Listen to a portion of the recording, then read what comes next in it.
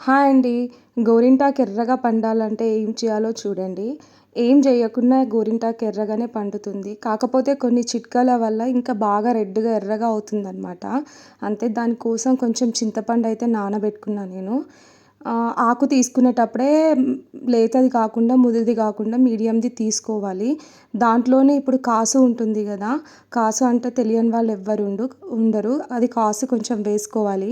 ఒక మిక్సీ జార్‌లో గోరింటాకు క్లీన్ చేసుకొని, కాసు వేసుకున్న తర్వాత చింతపండు ఉంటది గదా! చింతపండు తీసి వేసుకోవాలనమాట. దాని గుజ్జు గూడా అందులోనే వేసుకొని ఇదిగో చూడండి మిక్సీ పట్టుకోవాలి. ఇలా చింతపండు, కాసు వేసుకున్న తర్వాత మిక్సీకి పట్టుకుంటే మెత్తగా పేస్ట్ అవుతది. ఆ పేస్ట్ తీసుకొని అంటే డిజైన్ పెట్టుకుంటే లూజ్‌గా వేసుకోవాలి. లేదంటే టైట్‌గా వేసుకోవాలి. అంతే అండి. ఈ సింపుల్ టిప్‌తోని చాలా రెడ్‌గా పండుతుంది. ఈ వీడియో కనుక నచ్చినట్టయితే లైక్ అండ్ సబ్స్క్రైబ్.